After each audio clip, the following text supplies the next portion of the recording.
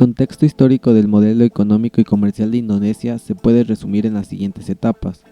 La era colonial, del siglo XVI al XX. Indonesia fue colonizada por potencias europeas como Portugal, Países Bajos, Reino Unido y Japón, que explotaron sus recursos naturales y humanos para su beneficio. La economía indonesia se basaba en la producción y exportación de materias primas como especias, café, azúcar, caucho o estaño, con una escasa industrialización y modernización. Aparte, la población indígena sufría condiciones de pobreza, opresión y discriminación. La independencia y el nacionalismo es la siguiente etapa, que abarca desde 1945 a 1966. En esta etapa, Indonesia proclamó su independencia en 1945 tras la derrota de Japón en la Segunda Guerra Mundial, pero tuvo que enfrentarse a una guerra contra los Países Bajos hasta 1949. El primer presidente Sukarno adoptó un modelo económico nacionalista y estatista, basado en la planificación centralizada, la sustitución de importaciones, la nacionalización de empresas extranjeras, la redistribución de la tierra. El país se alineó con el bloque socialista y se aisló del mercado mundial. El resultado fue un bajo crecimiento económico, una alta inflación, un déficit fiscal y una deuda externa insostenible. La tercera etapa es el desarrollo y la estabilidad, que viene desde 1966 hasta 1997. Tras un golpe de estado en 1965 que derrocó a Sukarno, el general Suharto asumió el poder e inició una nueva etapa conocida como el Nuevo Orden. Suharto implementó un modelo económico más liberal y pragmático, basado en la apertura comercial y financiera, el fomento de la inversión privada nacional y extranjera, el desarrollo de sectores industriales y agrícolas orientados a la exportación y el control de la inflación y el gasto público. El país se integró en el mercado global y recibió el apoyo de organismos internacionales como el FMI o el Banco Mundial. El resultado fue un alto crecimiento económico, más del 7% anual, una reducción de la pobreza del 60 al 11%, una mejora de los indicadores sociales y una estabilidad política. Sin embargo, también hubo problemas como la corrupción, la desigualdad, la dependencia de las materias primas, la degradación ambiental y la represión política. La siguiente etapa es la de crisis y la transición, que abarca desde 1997 a 2004. Indonesia se vio afectada por la crisis financiera asiática de 1997 a 1998, que provocó una fuerte depreciación de su moneda, la rupia, una fuga masiva de capitales, una contracción del PIB del 13% en 1998, una elevación de la inflación del más del 70%, un aumento del desempleo y la pobreza del más del 20% y una crisis social y política. Suharto tuvo que renunciar en 1998 ante las protestas populares y las presiones internacionales. El país inició entonces un proceso de transición democrática que implicó reformas constitucionales, elecciones libres, una descentralización territorial y reconocimiento de los derechos humanos. La última etapa es la de la consolidación y el avance, que abarca desde 2004 a la actualidad. Indonesia ha logrado consolidar su democracia y su economía en los últimos años bajo diferentes presidentes elegidos por sufragio universal. El actual presidente es Joko Widodo, o Yokol, que asumió el cargo en 2014 y fue reelegido en 2019. Jokowi ha adoptado un modelo económico basado en el fortalecimiento del consumo interno, el aumento de la inversión pública y privada, el desarrollo de infraestructuras, la diversificación productiva, la mejora del capital humano y la lucha contra la corrupción.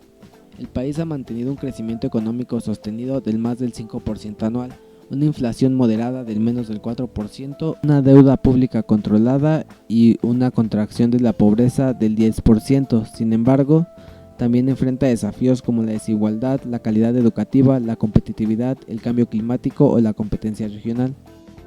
Indonesia se retiró de la Organización de Países Exportadores de Petróleo a finales de 2008, por su incapacidad para cumplir con sus cuotas de exportación de crudo y depender de las importaciones.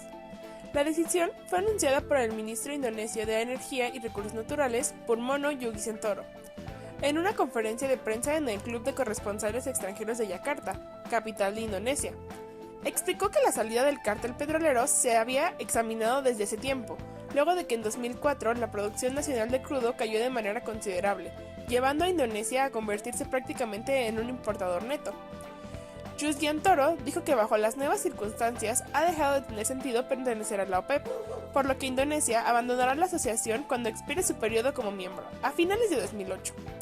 Según un reporte del diario Jakarta Post en su página web, el ministro dijo que el retiro de la organización petrolera, que había sido anticipado a principios del mes por el presidente indonesio, Susilo Bambang, podría ser solo una manera temporal y permitir después que la OPEP recibiera a Indonesia cuando éste aumentara su capacidad de producción. Indonesia es el único país de Asia que pertenecía a la OPEP y había reducido a menos de la mitad su rendimiento de producción diaria de crudo desde hace más de 10 años, según expertos, por la falta de inversiones en el sector energético y la falta de modernización. Hasta meses antes de su salida, la producción de Indonesia fue de 850,000 barriles diarios, abajo de la cuota mínima de producción de la OPEP, que estaba fijada en 1.3 millones de barriles diarios. Pese a la decisión y de aceptar que Indonesia se había convertido en un importador neto de crudo, Rusdiantoro dijo que el gobierno trabaja para aumentar la producción de crudo y gas natural, por lo que ha impulsado varias medidas urgentes. Para afrontar su crisis energética, el gobierno indonesio negoció la firma de 5 contratos de exportación de crudo y gas natural con varias petroleras internacionales, entre ellas la italiana Eni, petroleras de Malasia y la estatal china CNOOC. Aún así, no es hasta 2015 que Indonesia volvió a la Organización de Países Exportadores de Petróleo después de 7 años. El ministro de Energía y Recursos Minerales de Indonesia, en este caso Sudirman Said, dijo que la decisión fortalecería las relaciones con otros países exportadores de petróleo. Sudirman ha matizado que el intercambio de información y experiencia con otros países miembros a la OPEP será para el bien de Indonesia y de otros países. La vuelta de Indonesia a la OPEP contribuiría favorablemente a la economía, había afirmado Sudirman. Indonesia, que es el único país importador de petróleo entre los países de la OPEP, pretende reducir un 29% la emisión de carbono hasta el año 2030, mientras la producción petrolera de Indonesia alcanza los 800,000 barriles por día según la Agencia Internacional de la Energía. Ahora, cuando hablamos de las características de este modelo económico comercial que tiene Indonesia, el país es uno de los principales exportadores de petróleo, estaño y caucho del mundo. La mayor parte de su población continúa vinculada a la agricultura de subsistencia, a la pesca y a la explotación forestal. Los negocios o las empresas industriales en manos de indonesios han sido tradicionalmente pocos, y la producción se centraba en artículos para la exportación. Desde 1964, casi todo el comercio de exportación e importación de Indonesia estaba en manos de compañías comerciales estatales. A finales de la década de 1980, entre las exportaciones importantes figuraban el petróleo y sus productos derivados, el gas natural y la chapa de madera. De menor importancia eran el café, el caucho, el estaño, el aceite de palma, el tabaco, el té y la pimienta. Entre las importaciones predominaban la maquinaria, el equipamiento de transportes, equipos eléctricos, productos químicos, arroz, hierro y acero y medicina. Los principales socios comerciales de Indonesia son Japón, Estados Unidos, Singapur, Alemania, Taiwán y la República de Corea. Anualmente, el valor de las exportaciones de Indonesia supera al de las importaciones. A final de la década de 1980, las exportaciones del país alcanzaban un valor de 22.700 millones de dólares y las importaciones uno de 16.300 millones. Bueno, ahora enfocándonos en los indicadores macroeconómicos más relevantes que podemos observar en la economía de Indonesia son: número 1, su moneda nacional, lo cual una rupia indonesia equivale al 0.000067 dólar estadounidense. Su segundo indicador es el PIB, que en el primer trimestre de 2023 fue de 315.683 millones de euros. El tercer indicador más importante es el mercado de valores, en el que la bolsa de Indonesia, la IDX, situada en la ciudad de Yakarta, como sabemos, tras la llegada de la contingencia por el virus COVID-19 que inició en el año 2019, creó varias afectaciones dentro del sector económico del continente asiático, en el que se vio afectada la bolsa de valores de Yakarta, lo cual bajó el 4.91 puntos, representando el 0.08% del JCI, que es el índice en el que se evalúa la bolsa de valores. Hoy, a 24 de mayo de 2023, la bolsa de valores de Yakarta inició con un valor de 6.745 puntos, representando aproximadamente el 0.14%. Y basándonos en estas dos cifras, podemos observar que el valor del índice JCI solo ha subido el 0.6% en los últimos 3 años. Esa información fue extraída de la página datosmacros.com. Otro indicador macroeconómico muy importante dentro de la economía de Indonesia es el IPC, que es el índice de precios al consumo, en el que se publicó este marzo del 2023 con un valor de variación anual del 40.3%. Otro indicador es el PIB per cápita. En 2022 fue de 4.553 euros, que posiciona a la población de Indonesia en un nivel de vida muy bajo.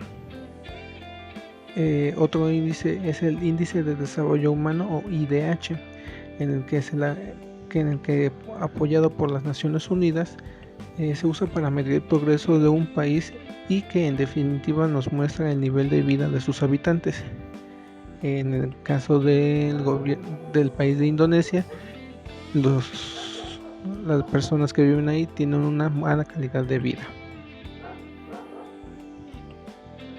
Bueno, y ahora enfocándonos en los sectores económicos de Indonesia, en el sector primario supone una importante fuente de riqueza en Indonesia, pues el archipiélago dispone de una gran cantidad de recursos naturales, tanto en la minería, petróleo, gas y agricultura, que son un segmento significativo de las exportaciones en la actual economía de Indonesia.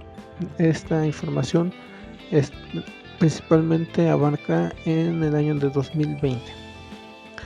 En el sector agrícola, en el año 2020 tuvo un valor del 14.2% y un 6.44% del PIB, que sumándolo da un conjunto de 20% del PIB doméstico.